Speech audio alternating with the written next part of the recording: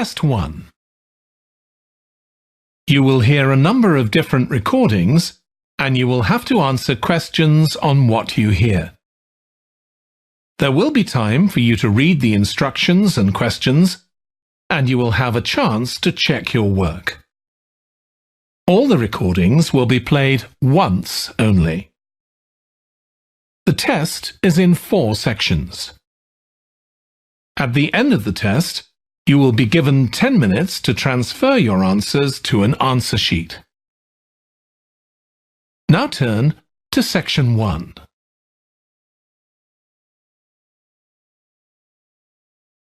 Section 1. You will hear a telephone conversation between a woman who wants to attend a cookery class and an official at a tourist information centre. First, you have some time to look at questions 1 to 6.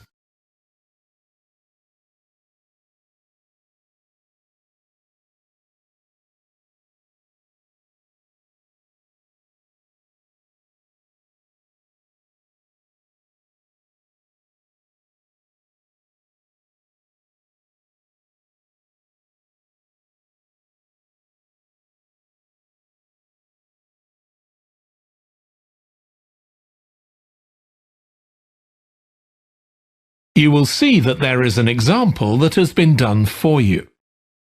On this occasion only, the conversation relating to this will be played first. Hello, Tourist Information Centre. Mike speaking. How can I help you? Oh, hi. I wanted to find out about cookery classes. I believe there are some one-day classes for tourists. Well, they're open to everyone, but tourists are always welcome. OK, let me give you some details of what's available. There are several classes. One very popular one is at the food studio. The first cooking class is at the food studio, so studio has been written in the space. Now we shall begin. You should answer the questions as you listen because you will not hear the recording a second time. Listen carefully and answer questions 1 to 6. Hello, Tourist Information Centre. Mike speaking. How can I help you? Oh, hi. I wanted to find out about cookery classes. I believe there are some one-day classes for tourists. Well, they're open to everyone, but tourists are always welcome. OK, let me give you some details of what's available. There are several classes. One very popular one is at the food studio. OK. They focus on seasonal products, and as well as teaching you how to cook them, they also show you how to choose them. Right, that sounds good. How big are the classes? I'm not sure exactly, but they'll be quite small. And could I get a private lesson there? I think so. Let me check. Yes, they do offer those. Though, in fact, most of the people who attend the classes find it's a nice way of getting to know one another.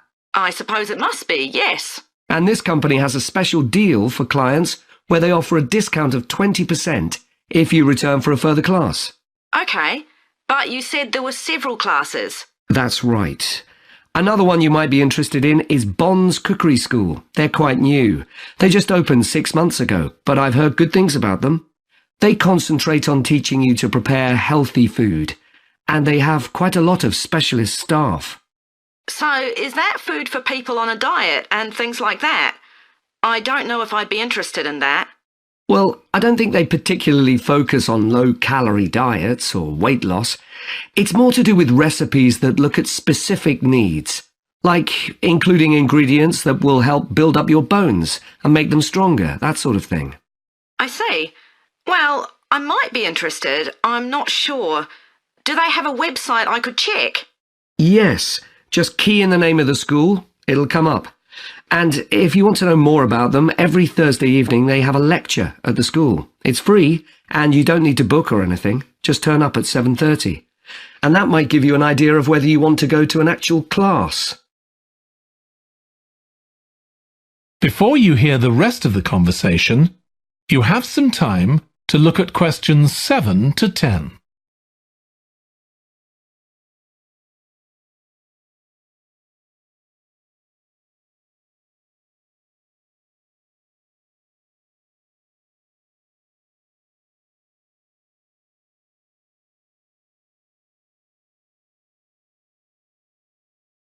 Now listen and answer questions 7 to 10. OK, there's one more place you might be interested in. That's got a rather strange name. It's called the Aretsa Centre. That's spelled A-R-R-E-T-S-A. OK. They've got a very good reputation. They do a bit of meat and fish cookery, but they mostly specialise in vegetarian dishes. Right. That's certainly an area I'd like to learn more about. I've got lots of friends who don't eat meat. In fact, I think I might have seen that school today. Is it just by the market? That's right. So they don't have any problem getting their ingredients. They're right next door. And they also offer a special 2-hour course in how to use a knife. They cover all the different skills, buying them, sharpening, chopping techniques. It gets booked up quickly though, so you'd need to check it was available. Right, well, thank you very much. I'll go and check that out. That is the end of section 1. You now have half a minute to check your answers.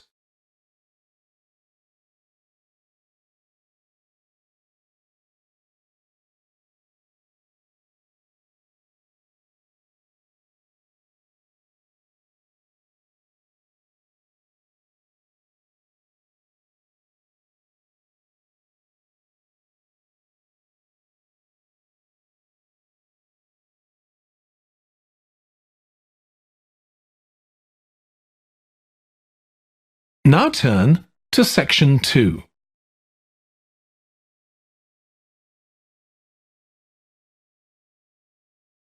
Section 2. You will hear the chairman of the Highways Committee of Granford speaking to members of the public about proposed changes to traffic and parking in the area. First, you have some time to look at questions 11 to 13.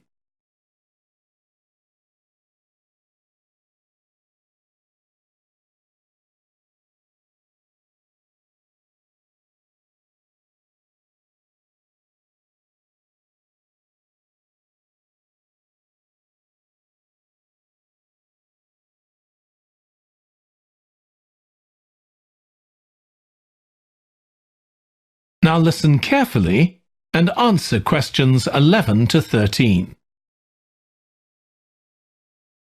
Good evening, everyone.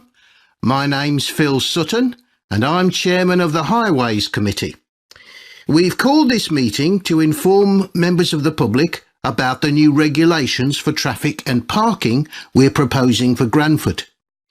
I'll start by summarising these changes before we open the meeting to questions. So, why do we need to make these changes to traffic systems in Granford? Well, we're very aware that traffic is becoming an increasing problem.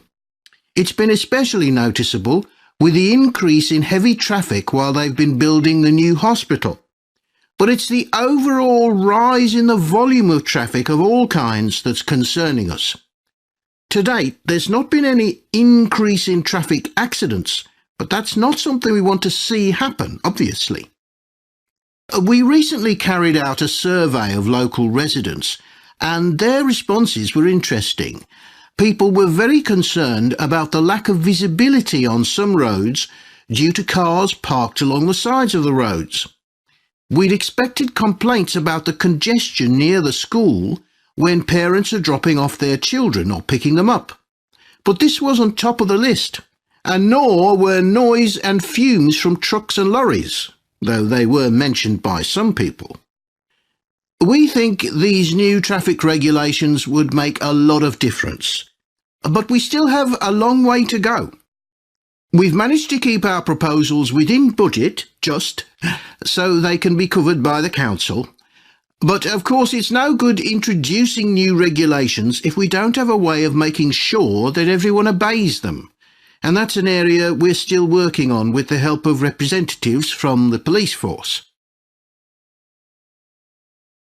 Before you hear the rest of the talk, you have some time to look at questions 14 to 20.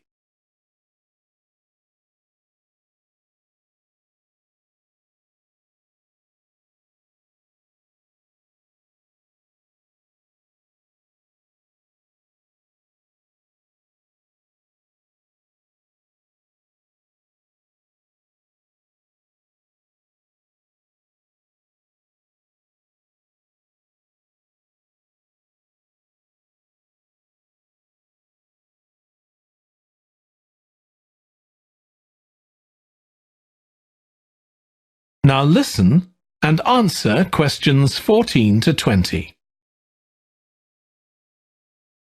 OK, so this slide shows a map of the central area of Granford with the High Street in the middle and School Road on the right. Now, we already have a set of traffic lights in the High Street at the junction with Station Road, but we're planning to have another set at the other end at the School Road junction to regulate the flow of traffic along the High Street. We've decided we definitely need a pedestrian crossing. We considered putting this on School Road just outside the school, but in the end we decided that could lead to a lot of traffic congestion. So we decided to locate it on the High Street, crossing the road in front of the supermarket. That's a very busy area, so it should help things there. We're proposing some changes to parking. At present, parking isn't allowed on the High Street outside the library, but we're going to change that and allow parking there, but not at the other end of the High Street near School Road. There'll be a new no parking sign on School Road just by the entrance to the school, forbidding parking for 25 metres. This should improve visibility for drivers and pedestrians, especially on the bend just to the north of the school. As far as disabled drivers are concerned, at present they have parking outside the supermarket, but lorries also use those spaces, so we've got 2 new disabled parking spaces on the side road up towards the bank. It's not ideal, but probably better than the present arrangement. We also plan to widen the pavement on School Road. We think we can manage to get an extra ½ metre on the bend just before you get to the school, on the same side of the road. Finally, we've introduced new restrictions on loading and unloading for the supermarket, so lorries will only be allowed to stop there before 8 AM. That's the supermarket on School Road. We kept to the existing arrangements with the High Street supermarket. OK, so that's about it. Now, would anyone... That is the end of section 2. You now have ½ a minute to check your answers.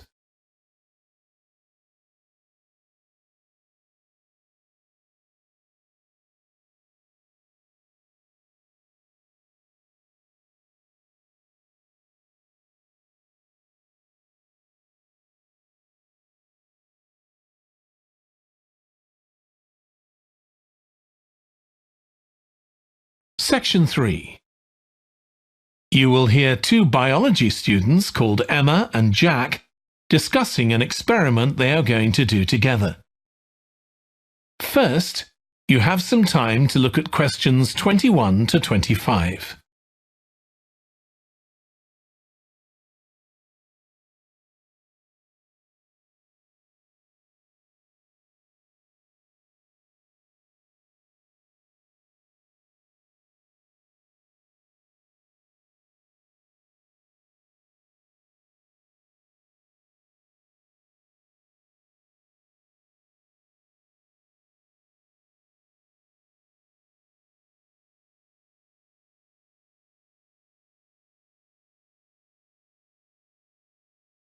Now listen carefully and answer questions 21 to 25. We've got to choose a topic for our experiment, haven't we, Jack? Were you thinking of something to do with seeds? That's right. I thought we could look at seed germination, how a seed begins to grow. OK. Any particular reason? I know you're hoping to work in plant science eventually. Yeah, but practically everything we do is going to feed into that. No, there's an optional module on seed structure and function in the 3rd year that I might do. So I thought it might be useful for that. If I choose that option, I don't have to do a dissertation module. Good idea. Well, I thought for this experiment, we could look at the relationship between seed size and the way the seeds are planted. So we could plant different sized seeds in different ways and see which grow best. OK. We'd need to allow time for the seeds to come up. That should be fine if we start now. A lot of the other possible experiments need quite a bit longer.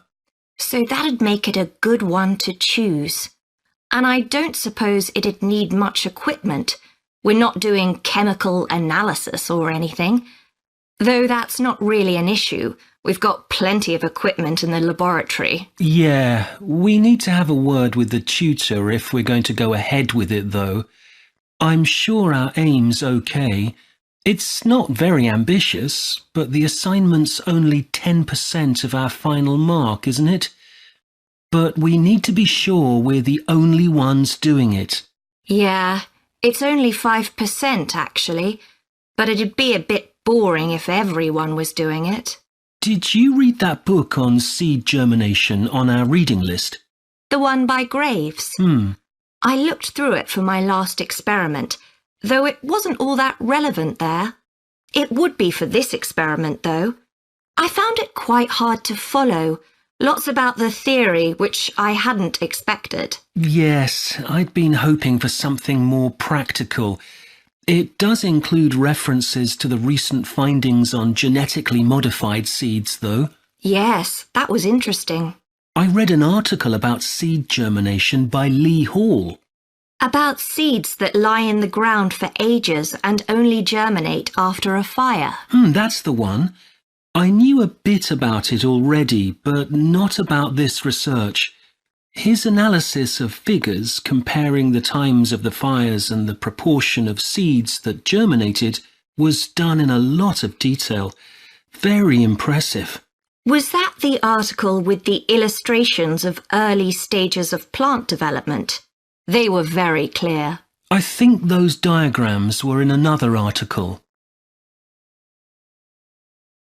Before you hear the rest of the discussion, you have some time to look at questions 26 to 30.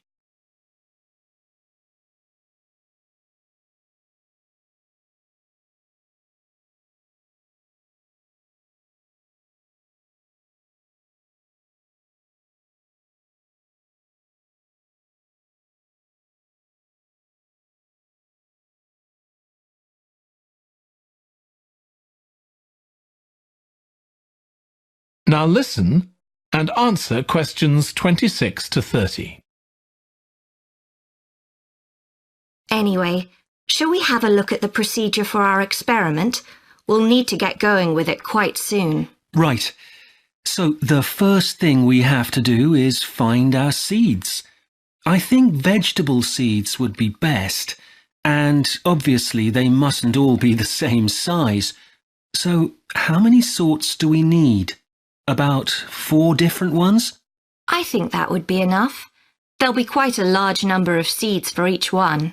Then for each seed, we need to find out how much it weighs and also measure its dimensions. And we need to keep a careful record of all that. That'll be quite time-consuming. And we also need to decide how deep we're going to plant the seeds. Right on the surface, a few millimetres down, or several centimetres. OK, so then we get planting. Do you think we can plant several seeds together in the same plant pot? No, I think we need a different one for each seed. Right. And we'll need to label them. We can use different coloured labels. Then we wait for the seeds to germinate. I reckon that'll be about 3 weeks, depending on what the weather's like. Then we see if our plants have come up and write down how tall they've grown. Then all we have to do is look at our numbers and see if there's any relation between them. That's right. So then we get... That is the end of section 3. You now have half a minute to check your answers.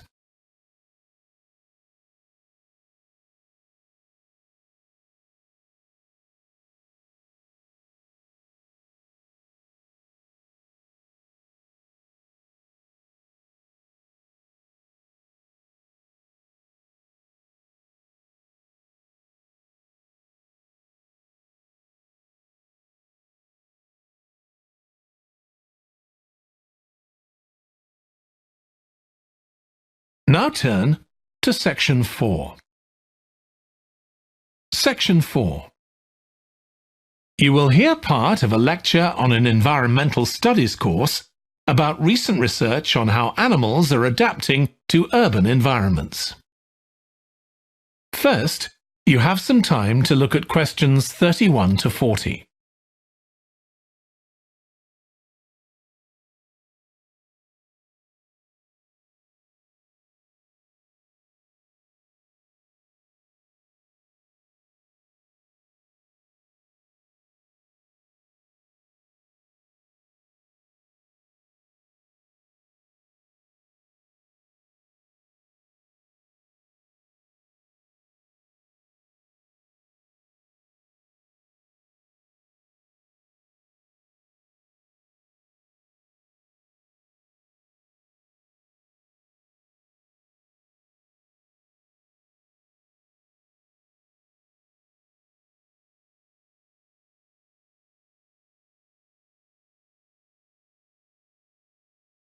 Now listen carefully and answer questions 31 to 40.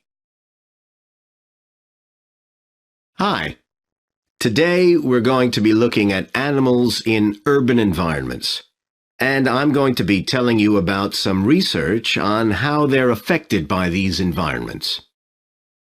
Now, in evolutionary terms, urban environments represent huge upheavals, the sorts of massive changes that usually happen over millions of years.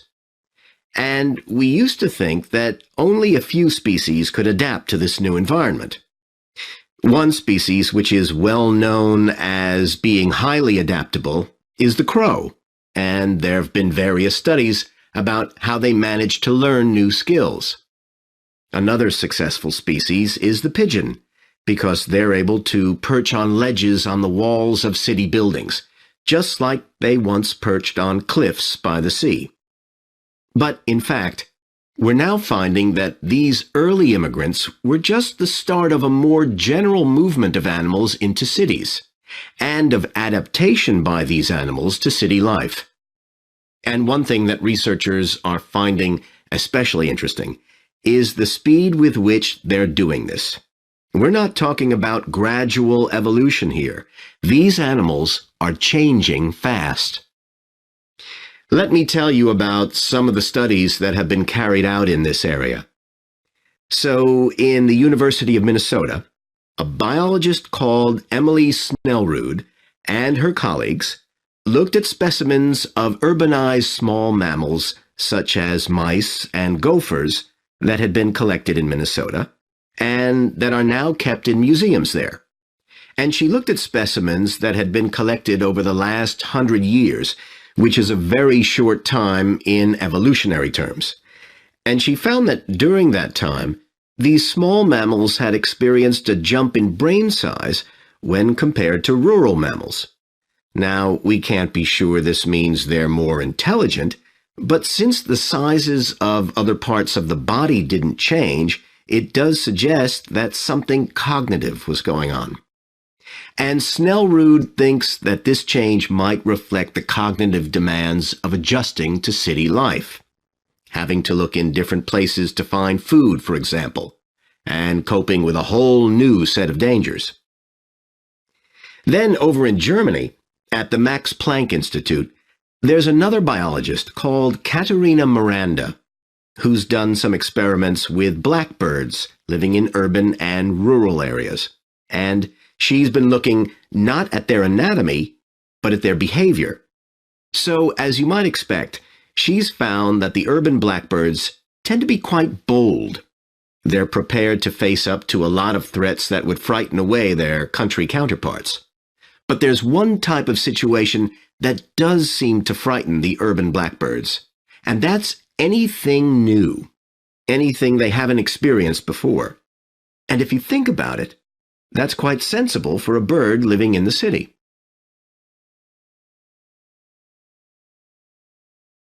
Jonathan Atwell, in Indiana University, is looking at how a range of animals respond to urban environments. He's found that when they're under stress, their endocrine systems react by reducing the amount of hormones such as corticosterone into their blood. It's a sensible-seeming adaptation. A rat that gets scared every time a subway train rolls past won't be very successful. There's just one more study I'd like to mention, which is by Sarah Parton and her team. And they've been looking at how squirrels communicate in an urban environment, and they've found that a routine part of their communication is carried out by waving their tails. You do also see this in the country, but it's much more prevalent in cities, possibly because it's effective in a noisy environment. So, what are the long-term implications of this? One possibility is that we may see completely new species developing in cities. But on the other hand, it's possible that not all of these adaptations will be permanent. Once the animal's got accustomed to its new environment, it may no longer need the features it's developed. So now we've had a look at adaptation. That is the end of section 4. You now have half a minute to check your answers.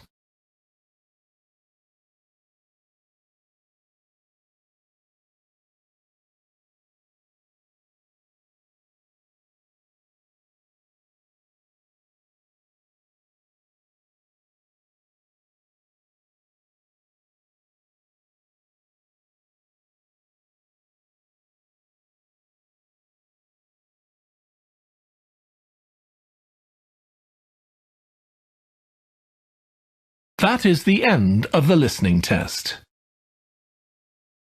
In the IELTS test, you would now have 10 minutes to transfer your answers to the answer sheet.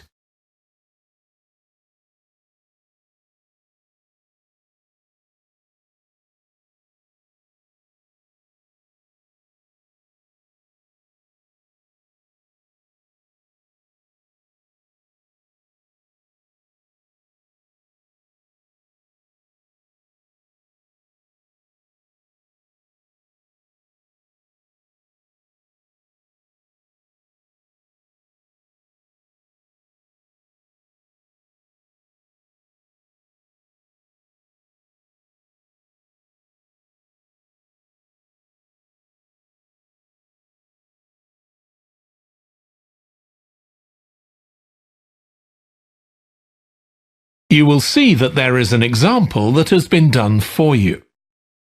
On this occasion only, the conversation relating to this will be played first. Hello, South City Cycling Club. Oh, hi. I want to find out about joining the club. Right, I can help you there. I'm the club secretary and my name's Jim Hunter. Oh, hi, Jim. The club secretary's name is Jim Hunter, so Hunter has been written in the space. Now we shall begin. You should answer the questions as you listen because you will not hear the recording a second time. Listen carefully and answer questions 1 to 6. Hello, South City Cycling Club. Oh, hi. I want to find out about joining the club. Right, I can help you there. I'm the club secretary and my name's Jim Hunter. Oh, hi, Jim. So, are you interested in membership for yourself? That's right. Okay, well, there are basically 2 types of adult membership. If you're pretty serious about cycling, there's the full membership. That costs $260, and that covers you not just for ordinary cycling, but also for races both here in the city and also in other parts of Australia. Right. Well, I'm not really up to that standard. I was more interested in just joining a group to do some cycling in my free time. Sure, that's why most people join. So in that case, you'd be better with the recreational membership. That's $108 if you're over 19 and $95 if you're under. I'm 25. Okay, it's paid quarterly, and you can upgrade it later to the full membership if you want to, of course. Now, both types of membership include the club fee of $20. They also provide insurance in case you have an accident, though we hope you won't need that, of course. No. OK, well, I'll go with the recreational membership, I think, and that allows me to join in the club activities and so on. That's right. And once you're a member of the club, you're also permitted to wear our kit when you're out cycling. It's green and white. Yes, I've seen cyclists wearing it. So can I buy that at the club? No, it's made to order by a company in Brisbane. You can find them online. They're called Jerry's. That's Jerriz. You can use your membership number to put in an order on their website. OK. Now can you tell me a bit about the rides I can do? Sure. So we have training rides pretty well every morning, and they're a really good way of improving your cycling skills as well as your general level of fitness. But they're different levels.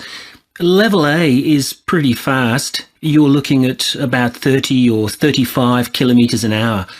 If you can do about 25 kilometres an hour, you'd probably be level B.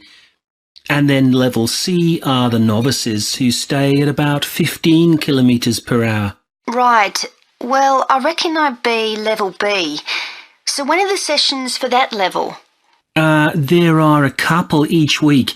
They're both early morning sessions. There's one on Tuesdays, and for that one you meet at 5:30 a.m, and the meeting point's the stadium. Do you know where that is? Yes, it's quite near my home, in fact. OK, and how about the other one? That's on Thursdays. It starts at the same time, but they meet at the main gate to the park. Is that the one just past the shopping mall? That's it. Before you hear the rest of the conversation, you have some time to look at questions 7 to 10.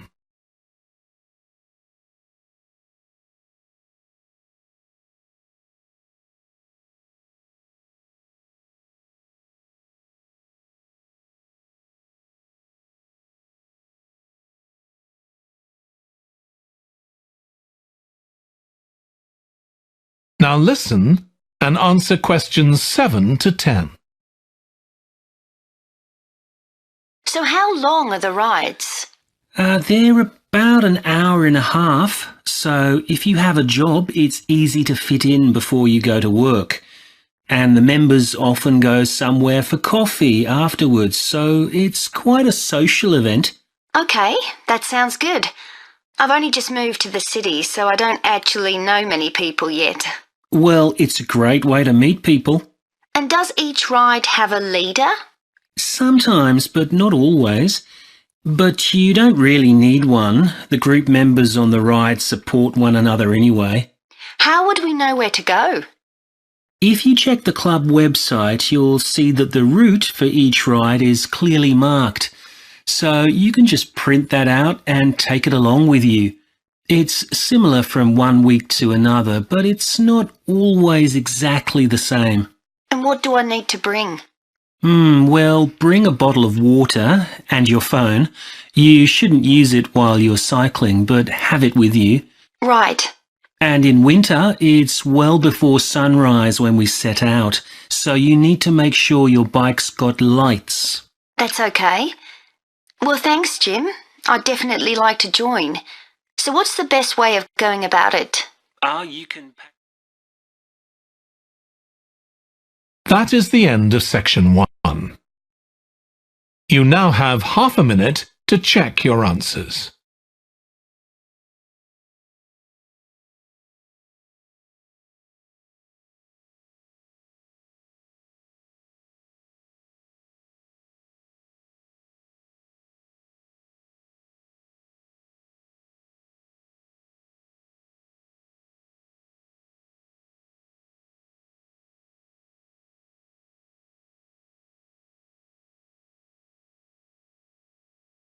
Section 2.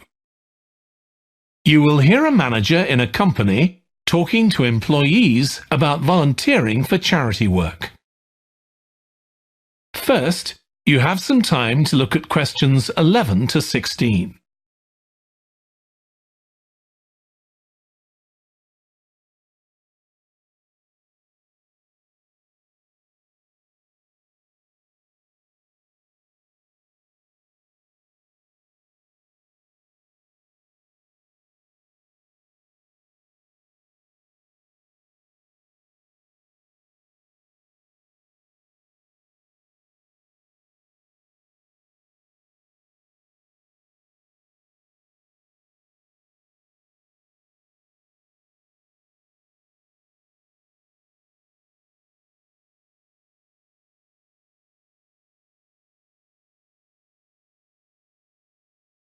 Now listen carefully and answer questions 11 to 16. Thanks for coming, everyone. Okay, so this meeting is for new staff and staff who haven't been involved with our volunteering projects yet. So basically, the idea is that we allow staff to give up some of their work time to help on various charity projects to benefit the local community. We've been doing this for the last 5 years, and it's been very successful. Participating doesn't necessarily involve a huge time commitment. The company will pay for 8 hours of your time. That can be used over 1 or 2 days all at once, or spread over several months throughout the year. There are some staff who enjoy volunteering so much, they also give up their own free time for a couple of hours every week. It's completely up to you.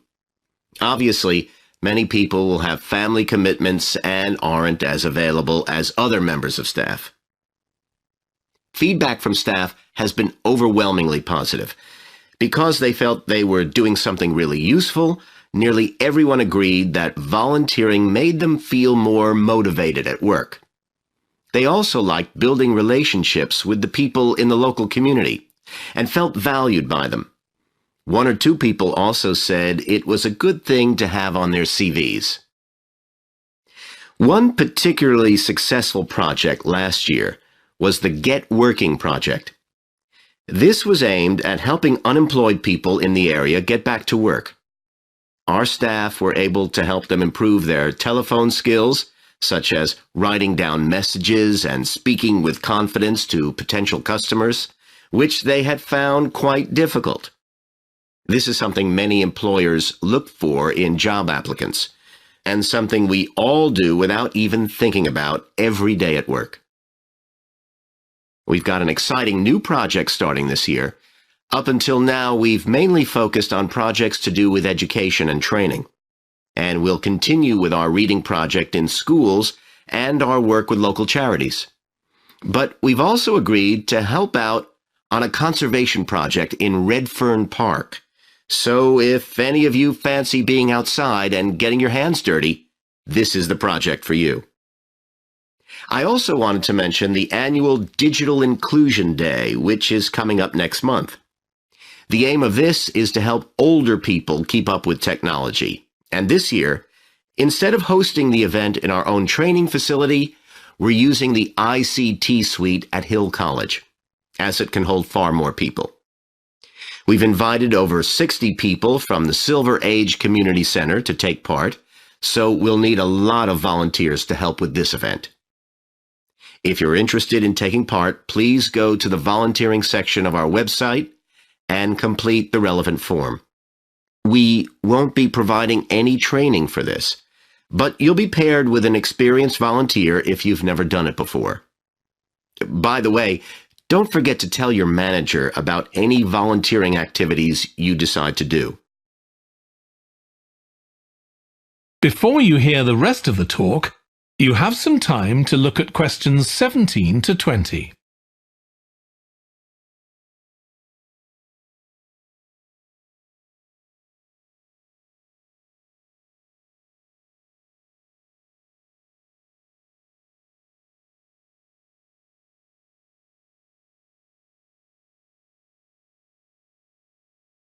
Now listen and answer questions 17 to 20. The participants on the Digital Inclusion Day really benefited. The majority were in their 70s, though some were younger, and a few were even in their 90s.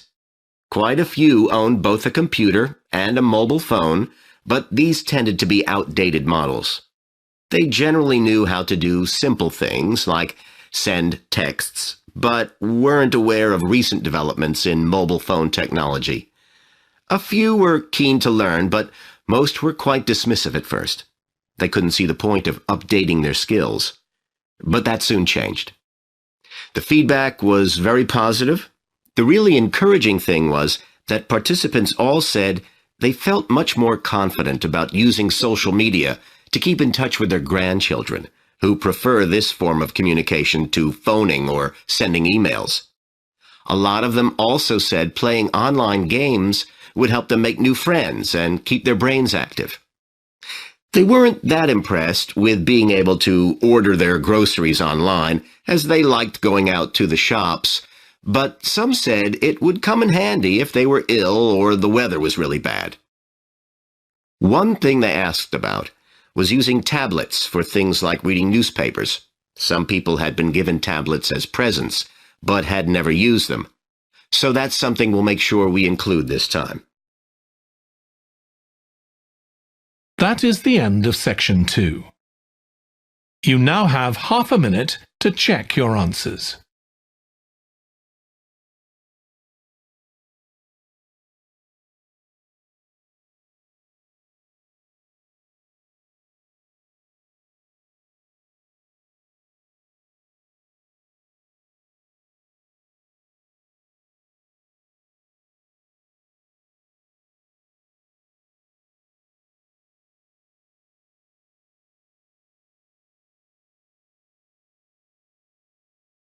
Now turn to section 3. Section 3.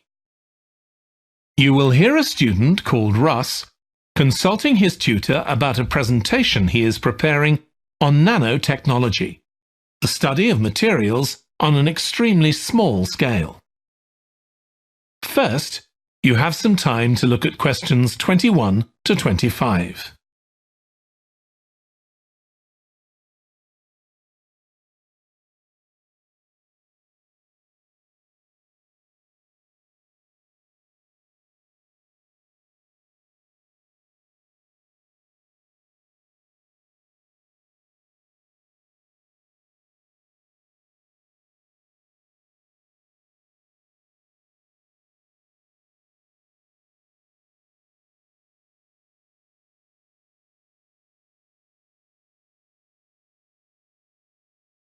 Now listen carefully and answer questions 21 to 25. Come in, Russ. Thank you. Now, you wanted to consult me about your class presentation on nanotechnology. You were due to give it next week, aren't you? That's right, and I'm really struggling. I chose the topic because I didn't know much about it and wanted to learn more, but now I've read so much about it, in a way there's too much to say. I could talk for much longer than the 20 minutes I've been allocated. Should I assume the other students don't know much and give them a kind of general introduction? Or should I try and make them share my fascination with a particular aspect? You could do either, but you'll need to have it clear in your own mind. Then I think I'll give an overview. OK. Now, one way of approaching this is to work through developments in chronological order. On the other hand, you could talk about the numerous ways that nanotechnology is being applied. You mean things like thin films on camera displays to make them water repellent and additives to make motorcycle helmets stronger and lighter? Exactly. Or another way would be to focus on its impact in one particular area, say medicine or space exploration. That would make it easier to focus. Perhaps I should do that. I think that would be a good idea. Right. How important is it to include slides in the presentation? They aren't essential by any means, and there's a danger of tailoring what you say to fit whatever slides you can find. While it can be good to include slides, You could end up spending too long looking for suitable ones. You might find it better to leave them out. I see. Another thing I was wondering about was how to start. I know presentations often begin with, first I'm going to talk about this, and then I'll talk about that. But I thought about asking the audience what they know about nanotechnology. That would be fine if you had an hour or two for the presentation, but you might find that you can't do anything with the answers you get, and it simply eats into the short time that's available. So maybe I should mention a particular way that nanotechnology is used to focus people's attention. That sounds sensible. What do you think I should do next? I really have to plan the presentation today and tomorrow. Well, initially, I think you should ignore all the notes you've made, take a small piece of paper and write a single short sentence that ties together the whole presentation. It can be something as simple as, nanotechnology is already improving our lives. Then start planning the content around that. You can always modify that sentence later if you need to. Okay. Before you hear the rest of the discussion, you have some time to look at questions 26 to 30.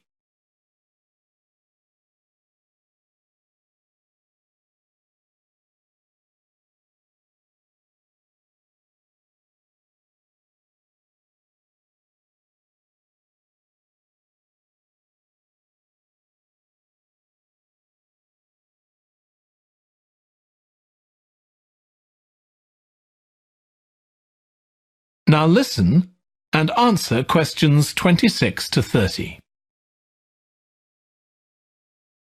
Okay, now let's think about actually giving the presentation. You've only given one before, if I remember correctly, about an experiment you'd been involved in. That's right. It was pretty rubbish. Let's say it was better in some respects than in others. With regard to the structure, I felt that you ended rather abruptly, without rounding it off. Be careful not to do that in next week's presentation. Okay. And you made very little eye contact with the audience because you were looking down at your notes most of the time. You need to be looking at the audience and only occasionally glancing at your notes. Your body language was a little odd.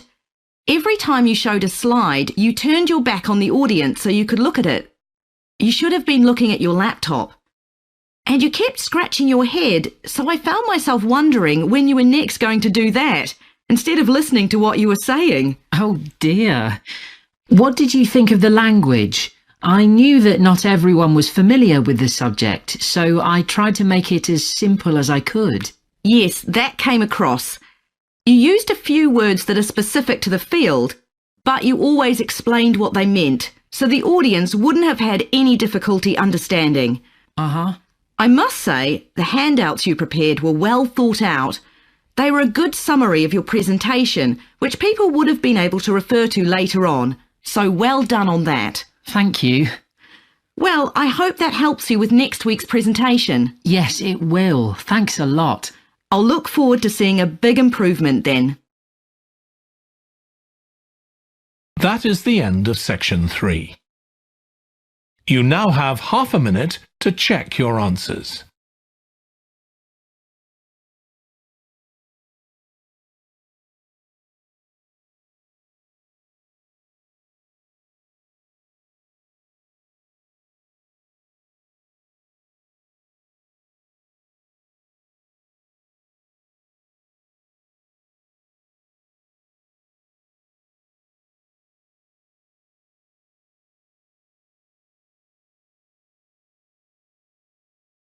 Now turn to section 4. Section 4. You will hear a lecturer in psychology talking about a type of memory. First, you have some time to look at questions 31 to 40.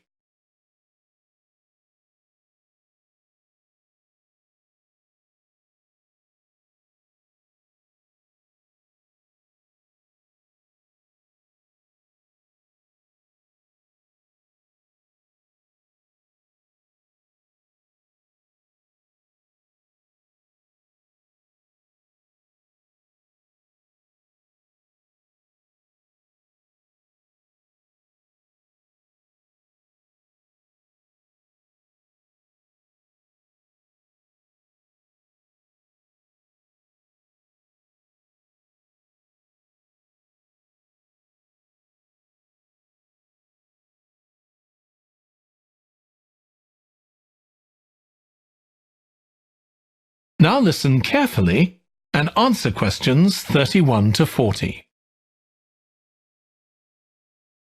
Today, we'll be continuing the series of lectures on memory by focusing on what is called episodic memory and what can happen if this is not working properly. Episodic memory refers to the memory of an event or episode. Episodic memories allow us to mentally travel back in time to an event from the past.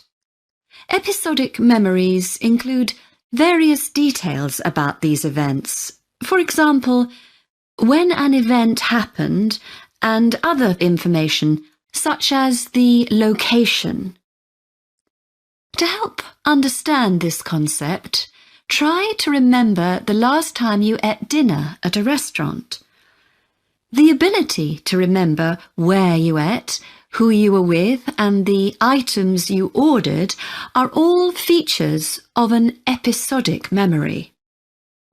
Episodic memory is distinct from another type of memory called semantic memory. This is the type of factual memory that we have in common with everyone else. That is your general knowledge of the world. To build upon a previous example, remembering where you parked your car is an example of episodic memory. But your understanding of what a car is and how an engine works are examples of semantic memory. Unlike episodic memory, semantic memory isn't dependent on recalling personal experiences. Episodic memory can be thought of as a process with several different steps of memory processing, encoding, consolidation, and retrieval. The initial step is called encoding. This involves the process of receiving and registering information which is necessary for creating memories of information or events that you experience. The degree to which you can successfully encode information depends on the level of attention you give to an event while it's actually happening. Being distracted can make effective encoding very difficult. Encoding of episodic memories is also influenced by how you process the event. For example, if you were introduced to someone called Charlie, you might make the connection that your uncle has the same name. Future recollection of Charlie's name is much easier if you have a strategy to help you encode it. Memory consolidation, the next step in forming an episodic memory, is the process by which memories of encoded information are strengthened, stabilized, and stored to facilitate later retrieval. Consolidation is most effective when the information being stored can be linked to an existing network of information. Consolidation makes it possible for you to store memories for later retrieval indefinitely. Forming strong memories depends on the frequency with which you try to retrieve them. Memories can fade or become harder to retrieve if they aren't used very often.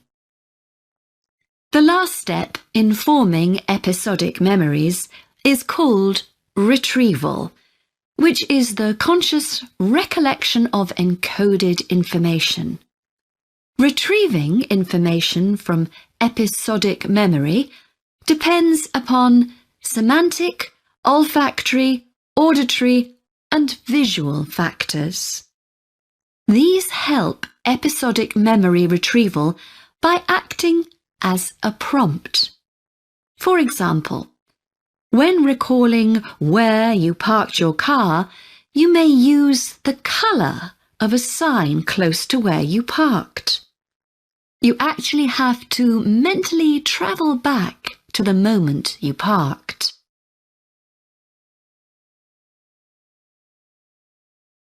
There are a wide range of neurological diseases and conditions that can affect episodic memory. These range from Alzheimer's to schizophrenia to autism. An impairment of episodic memory can have a profound effect on individuals' lives. For example, the symptoms of schizophrenia can be reasonably well controlled by medication. However, patients' episodic memory may still be impaired, and so they are often unable to return to university or work. Recent studies have shown that computer-assisted games designed to keep the brain active can help improve their episodic memory. Episodic memories can help people connect with others, for instance by sharing intimate details about their past, something individuals with autism often have problems with. This may be caused by an absence of a sense of self.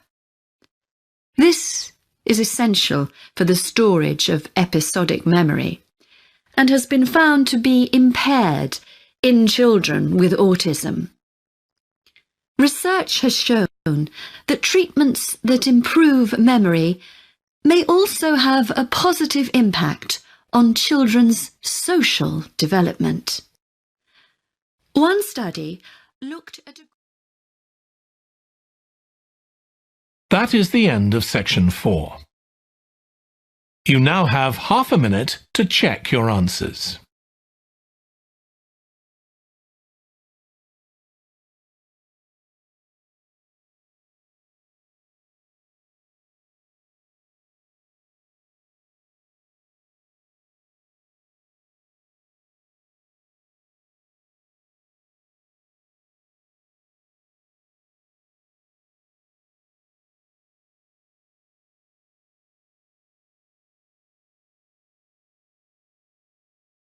That is the end of the listening test.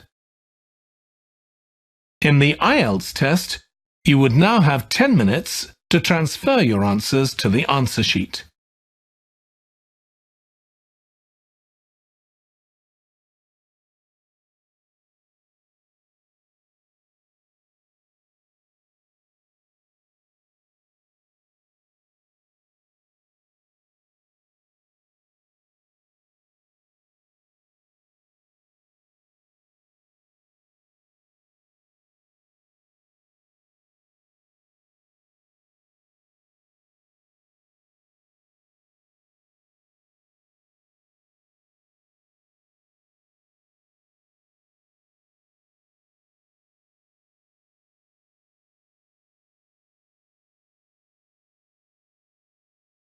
You will see that there is an example that has been done for you.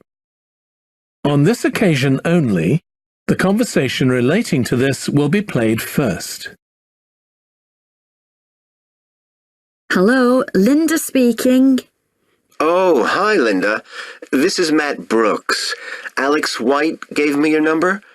He said you'd be able to give me some advice about moving to Banford. Yes, Alex did mention you. How can I help? Well, first of all, which area to live in? Well, I live in Dalton, which is a really nice suburb. Not too expensive, and there's a nice park. Linda recommends a suburb called Dalton, so Dalton has been written in the space. Now we shall begin. You should answer the questions as you listen because you will not hear the recording a second time.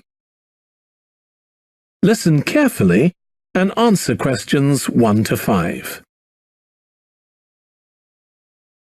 Hello, Linda speaking. Oh, hi, Linda. This is Matt Brooks. Alex White gave me your number. He said you'd be able to give me some advice about moving to Banford. Yes, Alex did mention you. How can I help? Well, first of all, which area to live in? Well, I live in Dalton, which is a really nice suburb. Not too expensive, and there's a nice park. Sounds good. Do you know how much it would be to rent a 2-bedroom flat there? Yeah, you should be able to get something reasonable for £850 per month. That's what people typically pay. You certainly wouldn't want to pay more than £900. That doesn't include bills or anything. No, that sounds all right. I'll definitely have a look there. Are the transport links easy from where you live? Well, I'm very lucky. I work in the city centre, so I don't have to use public transport. I go by bike. Oh, I wish I could do that. Is it safe to cycle around the city? Yes, it's fine. And it keeps me fit. Anyway, driving to work in the city centre would be a nightmare because there's hardly any parking. And the traffic during the rush hour can be bad. I'd be working from home, but I'd have to go to London 1 or 2 days a week. Oh, that's perfect. Getting to London is no problem. There's a fast train every 30 minutes, which only takes 45 minutes. That's good. Yeah, the train service isn't bad during the week, and they run quite late at night. It's weekends that are a problem. They're always doing engineering work, and you have to take a bus to Haddam and pick up the train there, which is really slow. But other than that, Banford's a great place to live. I've never been happier. Before you hear the rest of the conversation, you have some time to look at questions 6 to 10.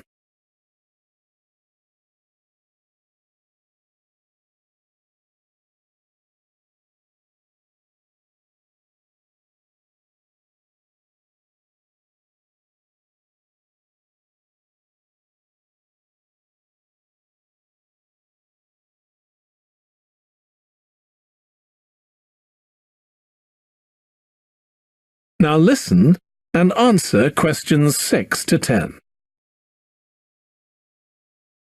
There are some nice restaurants in the city centre and a brand new cinema, which has only been open a couple of months.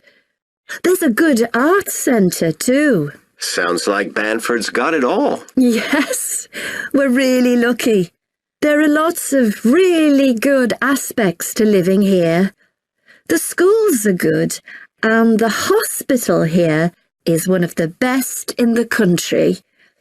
Everyone I know who's been there's had a positive experience. Oh, I can give you the name of my dentist too, in Bridge Street, if you're interested. I've been going to him for years, and I've never had any problems. Oh, okay, thanks.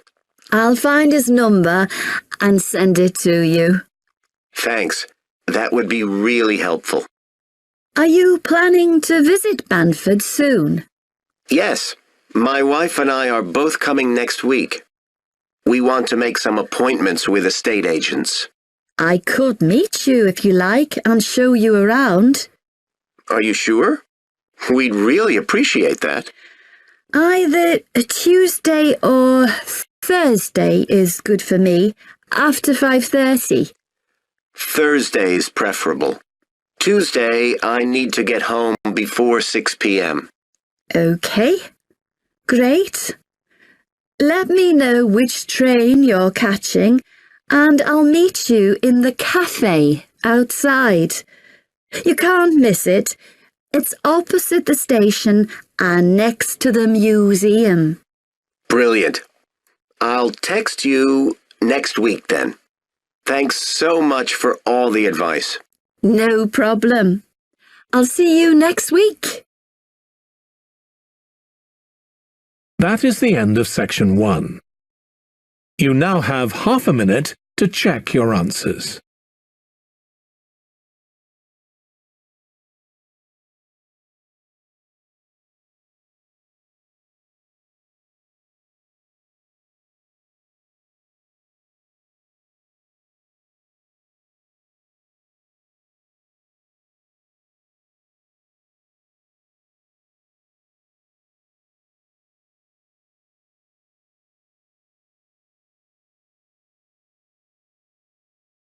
Now turn to section 2.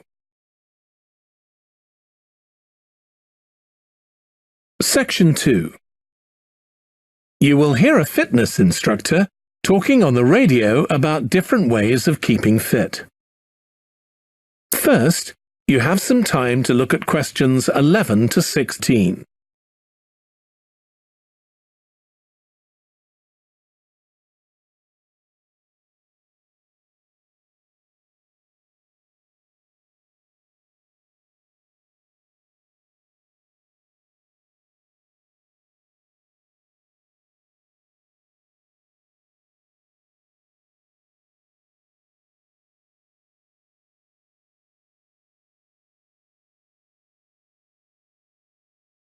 Now listen carefully and answer questions 11 to 16. So, if you're one of those people who hasn't found the perfect physical activity yet, here are some things to think about which might help you make the right decision for you. The first question to ask yourself is whether you would enjoy training in a gym. Many people are put off by the idea of having to fit a visit to the gym into their busy day. You often have to go very early or late, as some gyms can get very crowded. But with regular training, you'll see a big difference in a relatively short space of time. Running has become incredibly popular in recent years. That's probably got a lot to do with the fact that it's a very accessible form of exercise. Anyone can run, even if you can only run a few meters to begin with. But make sure you get the right shoes. It's worth investing in a high-quality pair, and they don't come cheap. Another great thing about running is that you can do it at any time of day or night. The only thing that may stop you is snow and ice. Swimming is another really good way to build fitness. What attracts many people is that you can swim in an indoor pool at any time of year. On the other hand, it can be quite boring or solitary. It's hard to chat to people while you're swimming lengths. Cycling has become almost as popular as running in recent years. That's probably because, as well as improving their fitness, many people say being out in the fresh air in a park or in the countryside can be fun. Provided the conditions are right, of course. Only fanatics go out in the wind and rain. Yoga is a good choice for those of you looking for exercise which focuses on developing both a healthy mind and body. It's a good way of building strength, and with the right instructor, there's less chance of hurting yourself than with other more active sports. But don't expect to find it easy. It can be surprisingly challenging, especially for people who aren't very flexible. Getting a personal trainer is a good way to start your fitness program. Obviously, there can be significant costs involved, but if you've got someone there to encourage you and help you achieve your goals, you're less likely to give up. Make sure you get someone with a recognised qualification, though, or you could do yourself permanent damage. Before you hear the rest of the radio program, you have some time to look at questions 17 to 20.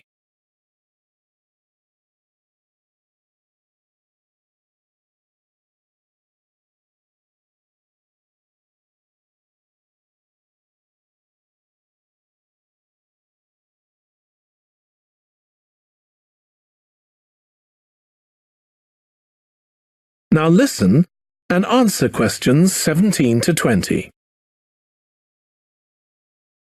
Whatever you do, don't join a gym unless you're sure you'll make good use of it. So many people waste lots of money by signing up for membership and then hardly ever go. What happens to their good intentions? I don't think people suddenly stop caring about improving their fitness or decide they have more important things to do. I think people lose interest when they don't think they're making enough progress. That's when they give up hope and stop believing they'll ever achieve their goals. Also, what people sometimes don't realize when they start is that it takes a lot of determination and hard work to keep training week after week, and lots of people don't have that kind of commitment. One thing you can do to help yourself is to set manageable goals.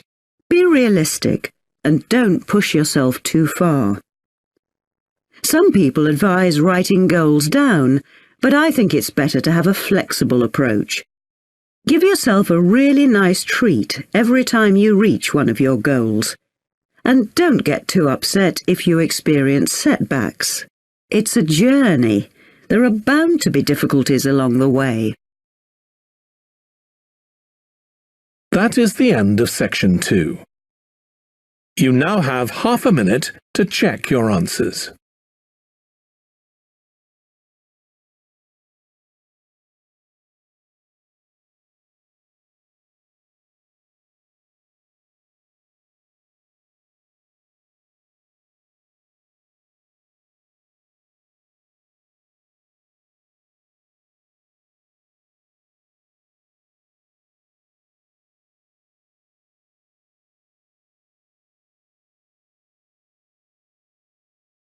Now turn to section 3. Section 3. You will hear a textile design student called Jim discussing his project on using natural dyes for colouring fabrics with his tutor. First, you have some time to look at questions 21 to 24.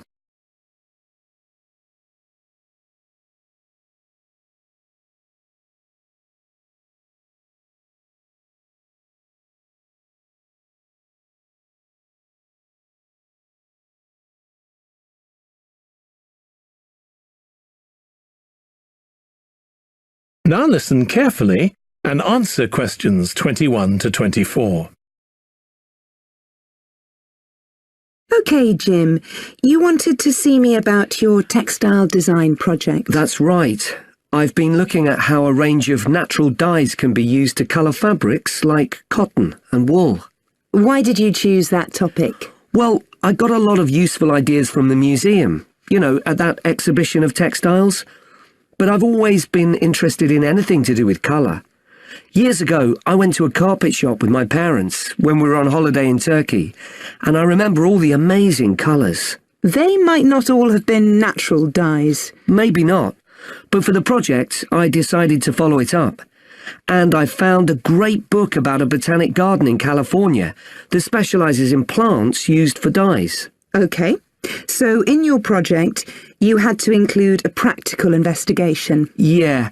At first I couldn't decide on my variables. I was going to just look at one type of fibre, for example, like cotton. And see how different types of dyes affected it? Yes. Then I decided to include others as well. So I looked at cotton and wool and nylon. With just one type of dye? Various types, including some that weren't natural, for comparison. OK. So I did the experiments last week. I used some ready-made natural dyes. I found a website which supplied them. They came in just a few days, but I also made some of my own. That must have taken quite a bit of time. Yes. I thought it'd just be a matter of a teaspoon or so of dye, and actually that wasn't the case at all. Like, I was using one vegetable, a beetroot, for a red dye, and I had to chop up a whole pile of it. So it all took longer than I'd expected. One possibility is to use food colourings. I did use one. That was a yellow dye, an artificial one. Tartrazine? Yeah, I used it on cotton first. It came out a great colour. but when I rinsed the material, the colour just washed away. I'd been going to try it out on nylon, but I abandoned that idea. Were you worried about health issues? I thought if it's illegal food colouring, it must be safe. Well, it can occasionally cause allergic reactions, I believe. Before you hear the rest of the discussion, you have some time to look at questions 25 to 30.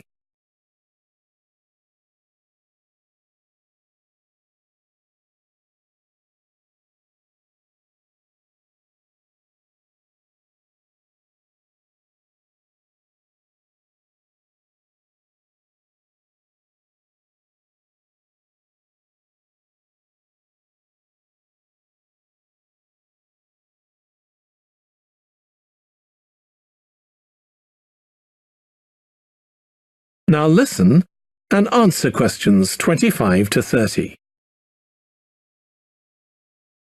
So what natural dyes did you look at? Well, one was turmeric. The colour's great. It's a really strong yellow. It's generally used in dishes like curry. It's meant to be quite good for your health when eaten, but you might find it's not permanent when it's used as a dye. A few washes and it's gone. Right. I used beetroot as a dye for wool. When I chop up beetroot to eat, I always end up with bright red hands. But the wool ended up just a sort of watery cream shade. Disappointing. There's a natural dye called Tyrian purple. Have you heard of that? Yes. It comes from a shellfish, and it was worn in ancient times, but only by important people, as it was so rare. I didn't use it. It fell out of use centuries ago, though one researcher managed to get hold of some recently. But that shade of purple can be produced by chemical dyes nowadays. Did you use any black dyes? Logwood. That was quite complicated. I had to prepare the fabric so the dye would take. I hope you were careful to wear gloves. Yes, I know the danger with that dye. Good, it can be extremely dangerous if it's ingested. Now, presumably you had a look at an insect-based dye, like cochineal, for example. Yes, I didn't actually make that. I didn't have time to start crushing up insects to get the red colour, and anyway, they're not available here. But I managed to get the dye quite easily from a website, but it cost a fortune.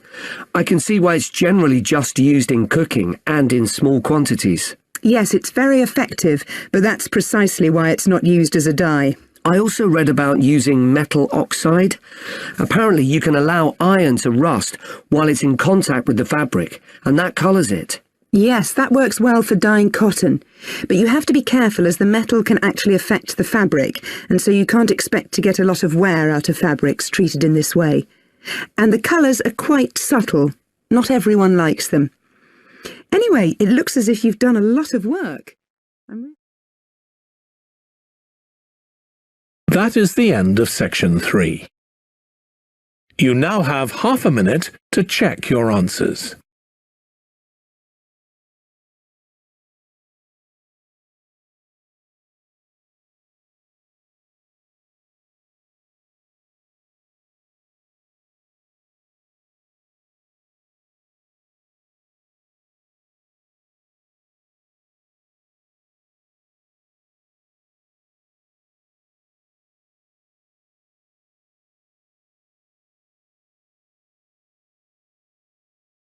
Now turn to section 4.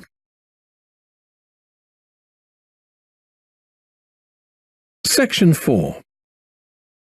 You will hear part of a biology lecture about an animal called the sleepy lizard that is common in parts of Australia. First, you have some time to look at questions 31 to 40.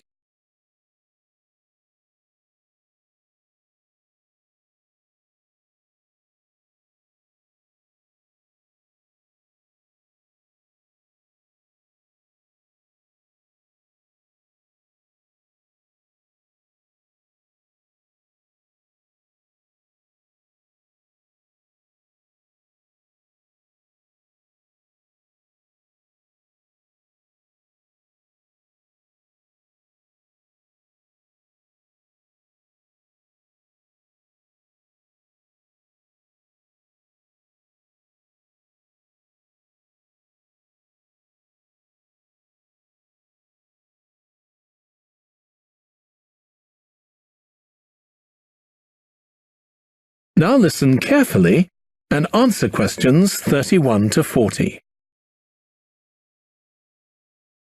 Last week we started looking at reptiles, including crocodiles and snakes. Today, I'd like us to have a look at another reptile, the lizard, and in particular, at some studies that have been done on a particular type of lizard whose Latin name is Tiliqua rugosa.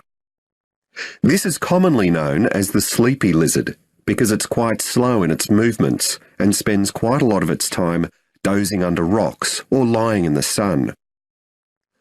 I'll start with a general description. Sleepy lizards live in Western and South Australia, where they're quite common. Unlike European lizards, which are mostly small, green and fast-moving, sleepy lizards are brown, but what's particularly distinctive about them is the colour of their tongue, which is dark blue, in contrast with the lining of their mouth, which is bright pink. And they're much bigger than most European lizards. They have quite a varied diet, including insects and even small animals, but they mostly eat plants of varying kinds.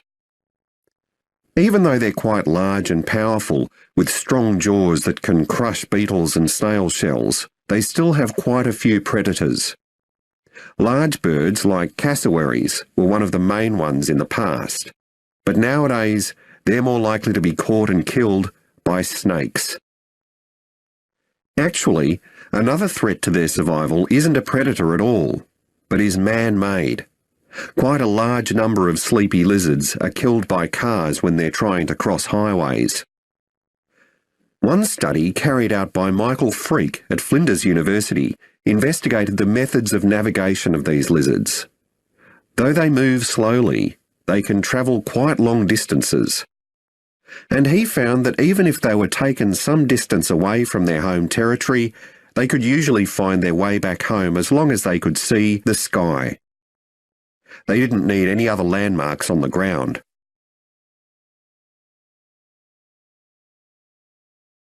Observations of these lizards in the wild have also revealed that their mating habits are quite unusual.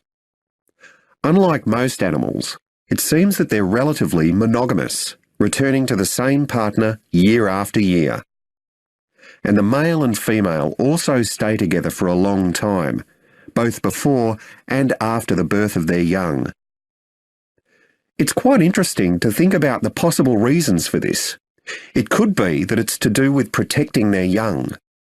You'd expect them to have a much better chance of survival if they have both parents around. But in fact, observers have noted that once the babies have hatched out of their eggs, they have hardly any contact with their parents. So there's not really any evidence to support that idea. Another suggestion is based on the observation that male lizards in monogamous relationships tend to be bigger and stronger than other males. So maybe the male lizards stay around so they can give the female lizards protection from other males. But again, we're not really sure. Finally, I'd like to mention another study that involved collecting data by tracking the lizards. I was actually involved in this myself. So we caught some lizards in the wild and we developed a tiny GPS system that would allow us to track them, and we fixed this onto their tails. Then we set the lizards free again, and we were able to track them for 12 days and gather data, not just about their location, but even about how many steps they took during this period. One surprising thing we discovered from this is that there were far fewer meetings between lizards than we expected. It seems that they were actually trying to avoid one another. So why would that be? Well, again, we have no clear evidence, but one hypothesis is that male lizards can cause quite serious injuries to one another. So maybe this avoidance is a way of preventing this, of self-preservation if you like. But we need to collect a lot more data before we can be sure of any of this. That is the end of section 4. You now have half a minute to check your answers.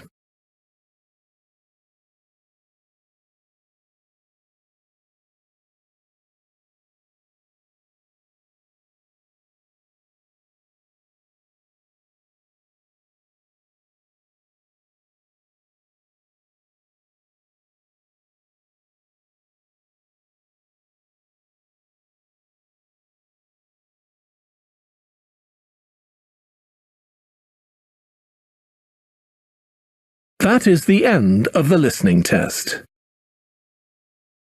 In the IELTS test, you would now have 10 minutes to transfer your answers to the answer sheet.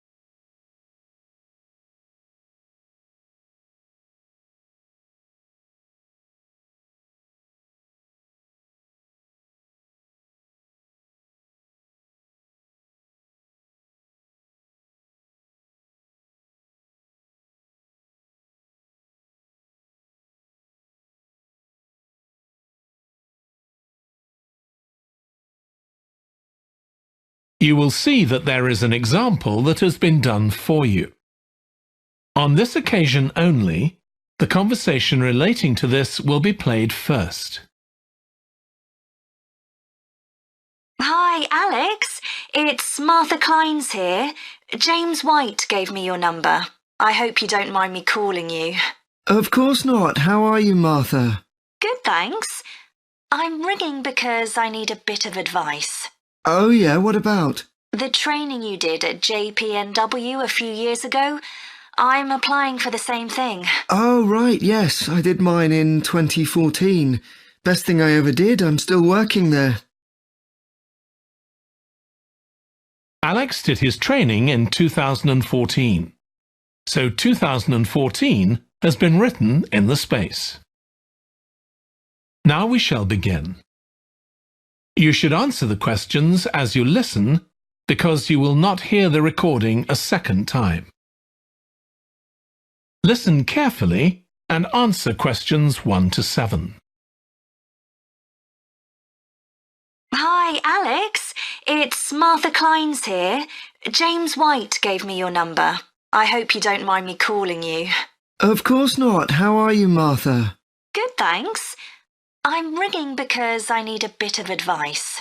Oh yeah, what about? The training you did at JPNW a few years ago, I'm applying for the same thing. Oh right, yes, I did mine in 2014. Best thing I ever did, I'm still working there. Really?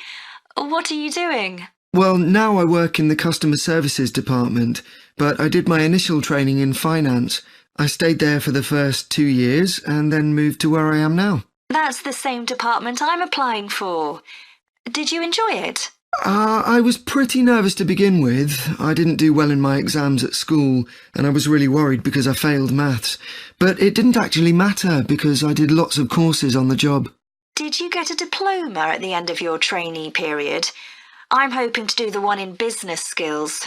Yes, that sounds good. I took the one on IT skills, but I wish I'd done that one instead. OK, that's good to know. What about the other trainees? How did you get on with them?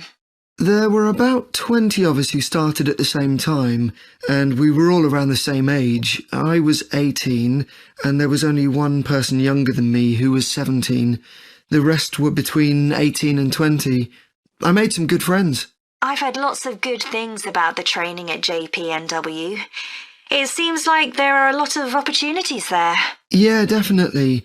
Because of its size, you can work in loads of different areas within the organisation. What about pay? I know you get a lower minimum wage than regular employees. That's right, which isn't great, but you get the same number of days holiday as everyone else, and the pay goes up massively if they offer you a job at the end of the training period. Yeah, but I'm not doing it for the money. It's the experience I think will be really useful. Everyone says by the end of the year you gained so much confidence. You're right, that's the most useful part about it. There's a lot of variety too. You're given lots of different things to do. I enjoyed it all. I didn't even mind the studying. Do you have to spend any time in college? Yes, 1 day each month. So you get lots of support from both your tutor and your manager. That's good. And the company is easy to get to, isn't it? Yes, it's very close to the train station, so the location's a real advantage. Before you hear the rest of the phone conversation, you have some time to look at questions 8 to 10.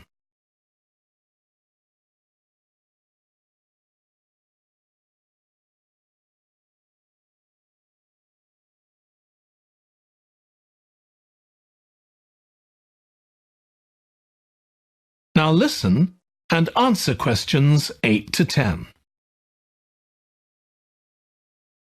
Have you got a date for your interview yet? Yes, it's on the 23rd of this month.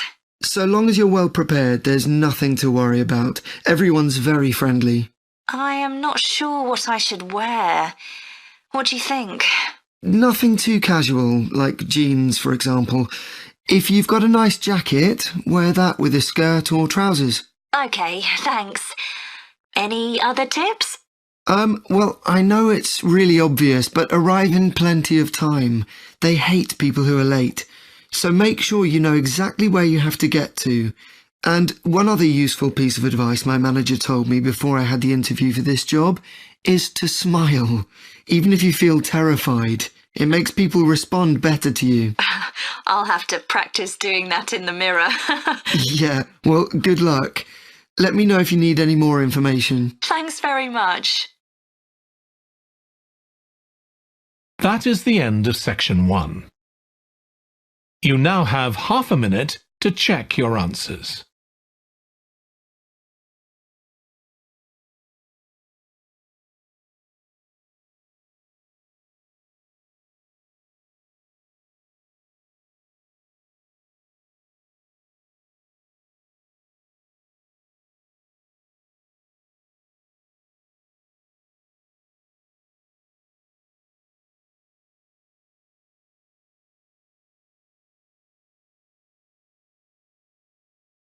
Now turn to section 2.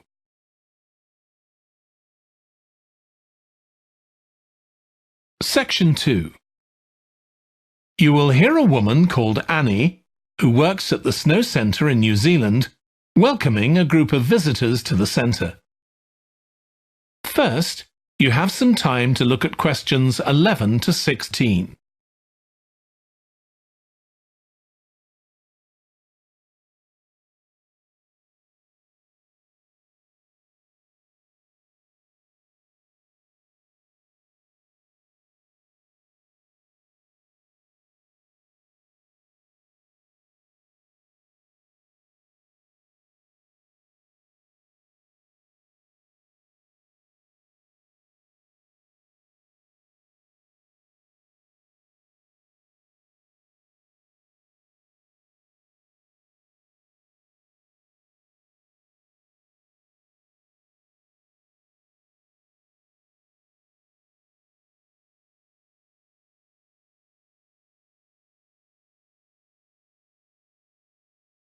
Now listen carefully and answer questions 11 to 16.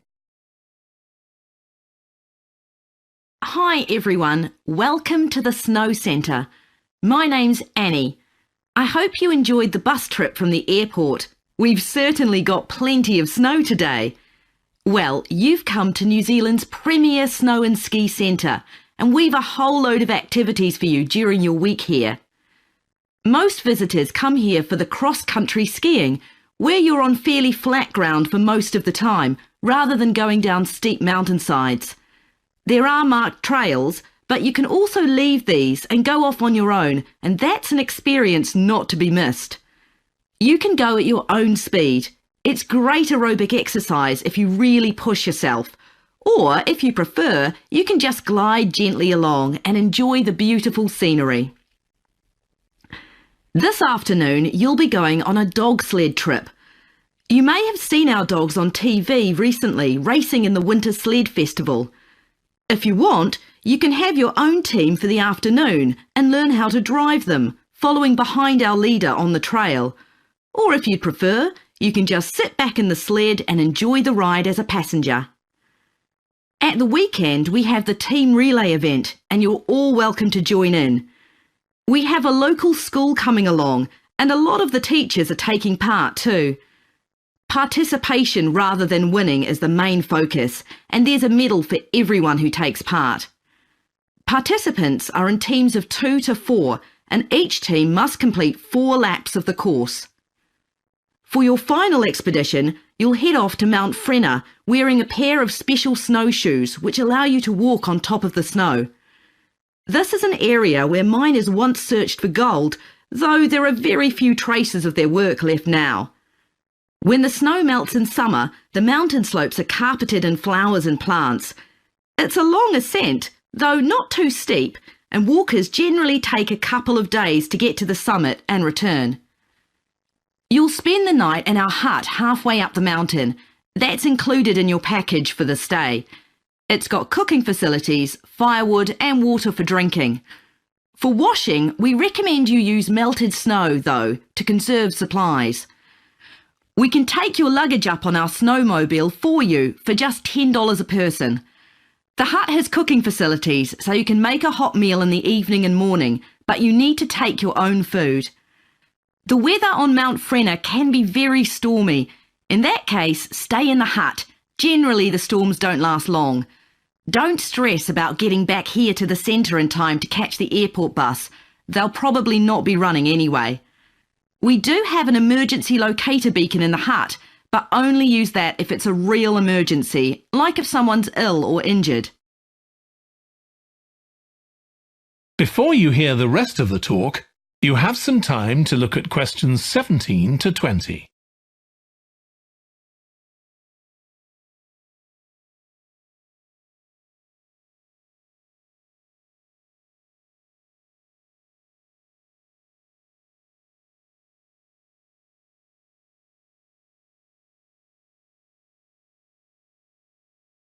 Now listen and answer questions 17 to 20. Now, let me tell you something about the different ski trails you can follow during your stay here.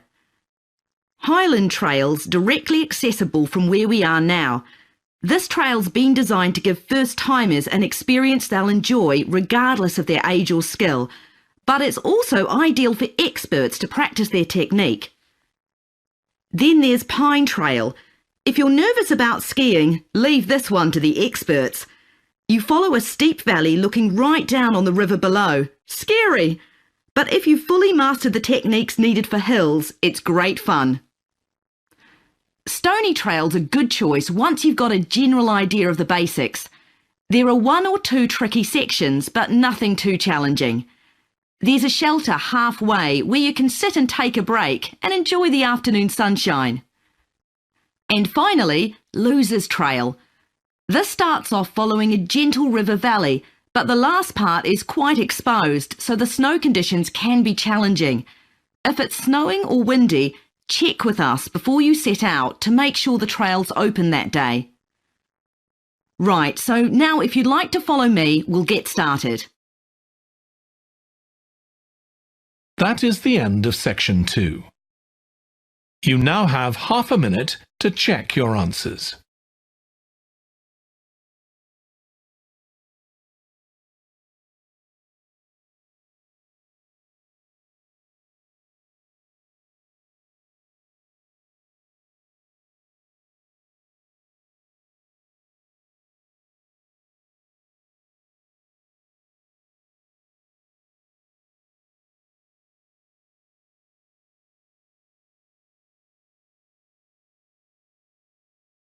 Now turn to section 3.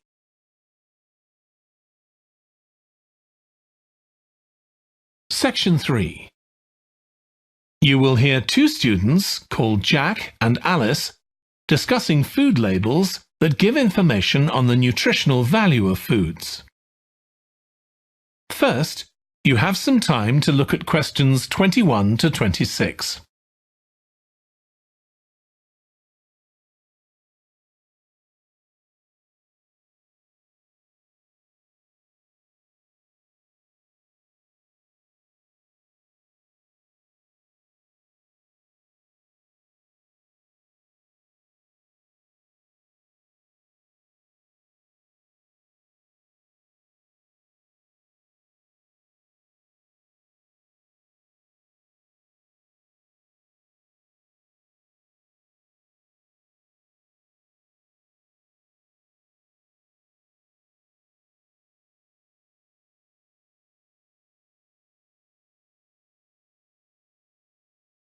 Now listen carefully and answer questions 21 to 26.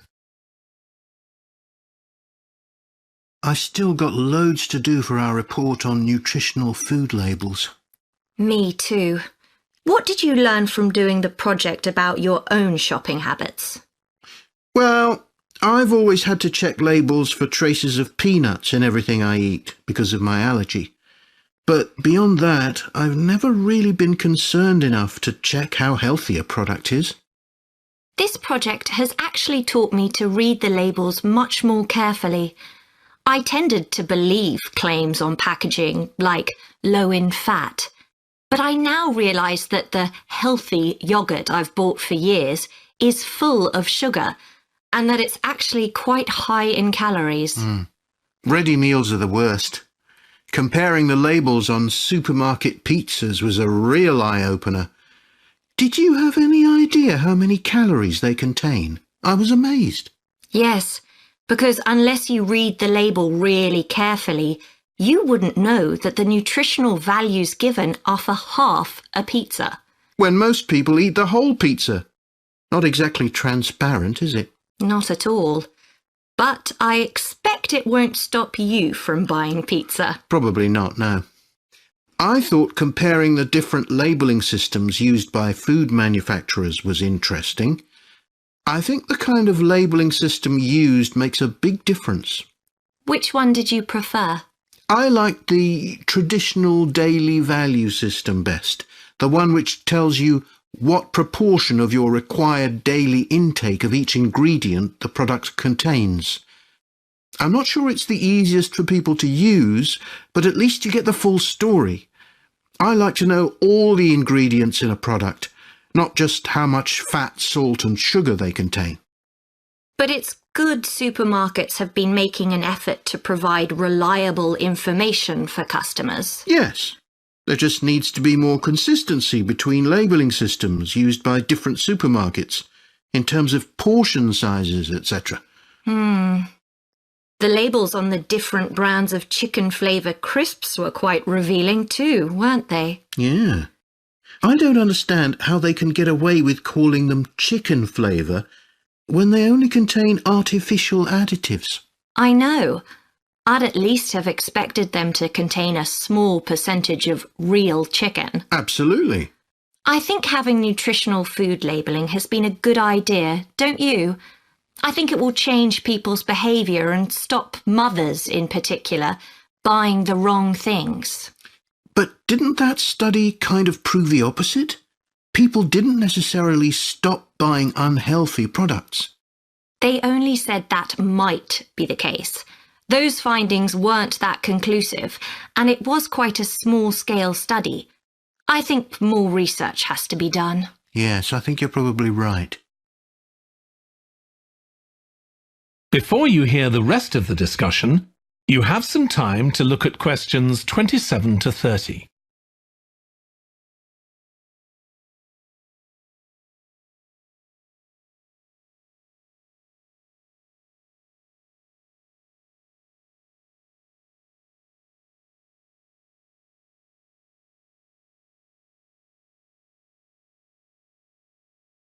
Now listen and answer questions 27 to 30. What do you think of the traffic light system? I think supermarkets like the idea of having a colour-coded system, red, orange or green, for levels of fat, sugar and salt in a product. But it's not been adopted universally, and not on all products. Why do you suppose that is? Pressure from the food manufacturers. Hardly surprising that some of them are opposed to flagging up how unhealthy their products are. I'd have thought it would have been compulsory. It seems ridiculous it isn't. I know. And what I couldn't get over is the fact that it was brought in without enough consultation. A lot of experts had deep reservations about it. That is a bit weird. I suppose there's an argument for doing the research now when consumers are familiar with this system. Yeah, maybe. The participants in the survey were quite positive about the traffic light system. But I don't think they targeted the right people. They should have focused on people with low literacy levels, because these labels are designed to be accessible to them. Yeah. But it's good to get feedback from all socio-economic groups, and there wasn't much variation in their responses. No. But if they hadn't interviewed participants face-to-face, they could have used a much bigger sample size. I wonder why they chose that method. Dunno. How were they selected? Did they volunteer or were they approached? I think they volunteered. The thing that wasn't stated was how often they bought packaged food. All we know is how frequently they used the supermarket.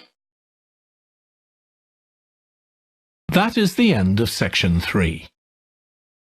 You now have half a minute to check your answers.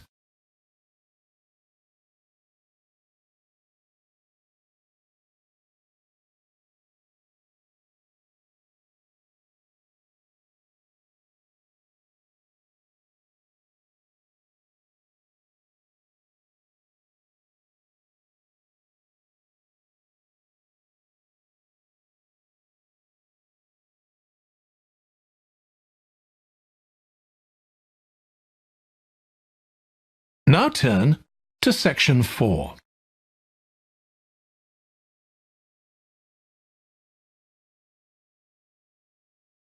Section 4. You will hear part of a presentation by a history student about the history of coffee. First, you have some time to look at questions 31 to 40.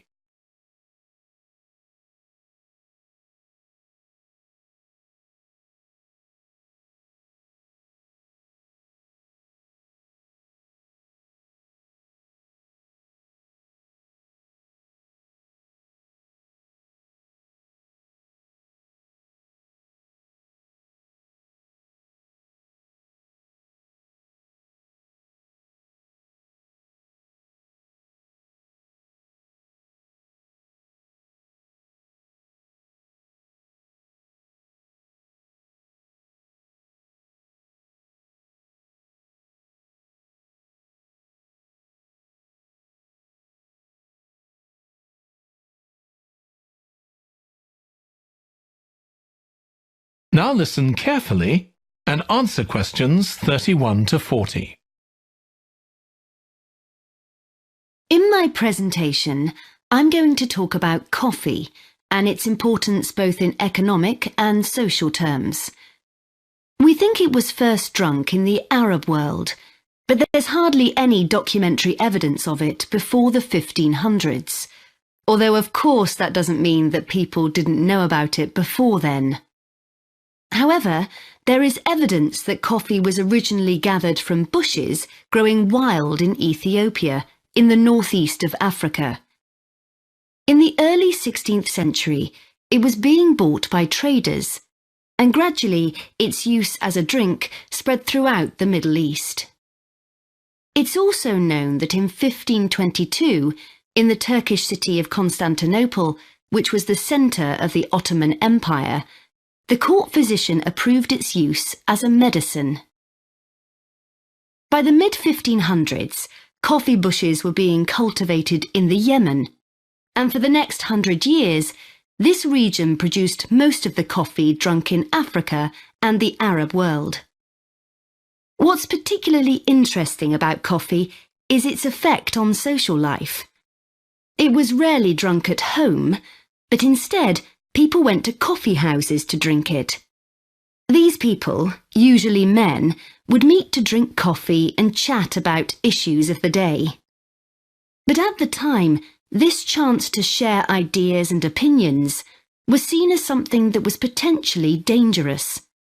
And in 1623, the ruler of Constantinople demanded the destruction of all the coffee houses in the city, although after his death, many new ones opened, and coffee consumption continued. In the 17th century, coffee drinking spread to Europe, and here too, coffee shops became places where ordinary people, nearly always men, could meet to exchange ideas. Because of this, some people said that these places performed a similar function to universities. The opportunity they provided for people to meet together outside their own homes and to discuss the topics of the day had an enormous impact on social life, and many social movements and political developments had their origins in coffeehouse discussions.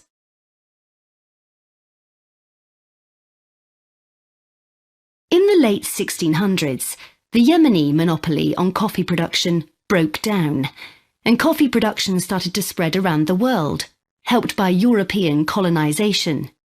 Europeans set up coffee plantations in Indonesia and the Caribbean, and production of coffee in the colonies skyrocketed. Different types of coffee were produced in different areas, and it's interesting that the names given to these different types, like Mocha or Java coffee, were often taken from the port they were shipped to Europe from. But if you look at the labour system in the different colonies, there were some significant differences. In Brazil and the various Caribbean colonies, coffee was grown in huge plantations, and the workers there were almost all slaves. But this wasn't the same in all colonies. For example, in Java, which had been colonised by the Dutch, the peasants grew coffee and passed a proportion of this on to the Dutch, so it was used as a means of taxation. But whatever system was used, under the European powers of the 18th century, coffee production was very closely linked to colonisation. Coffee was grown in ever-increasing quantities to satisfy the growing demand from Europe, and it became nearly as important as sugar production, which was grown under very similar conditions. However, coffee prices were not yet low enough for people to drink it regularly at home, so most coffee consumption still took place in public coffee houses, and it still remained something of a luxury item. In Britain, however, a new drink was introduced from China and started to become popular, gradually taking over from coffee, although at first it was so expensive that only the upper classes could afford it. This was tea, and by the late 1700s it was being widely drunk. However, when the USA gained independence from Britain in 1776, they identified this drink with Britain, and coffee remained the preferred drink in the USA, as it still is today. So, by the early 19th century, coffee was already being widely produced and consumed. But during this century, production boomed, and coffee prices started to fall. This was partly because new types of transportation had been developed, which were cheaper and more efficient. So now, working people could afford to buy coffee. It wasn't just a drink for the middle classes. And this was at a time when large parts of Europe were starting to work in industries. And sometimes this meant their work didn't stop when it got dark. They might have to continue throughout the night. So the use of coffee as a stimulant became important. It wasn't just a drink people drank in the morning for breakfast. There were also changes in cultivation. That is the end of section 4. You now have half a minute to check your answers.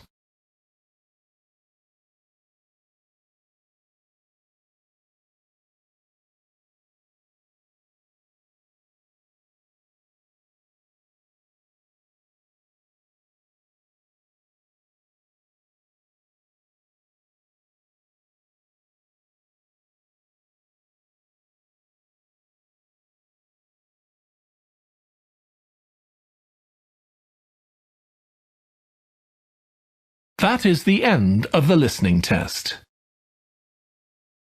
In the IELTS test, you would now have 10 minutes to transfer your answers to the answer sheet.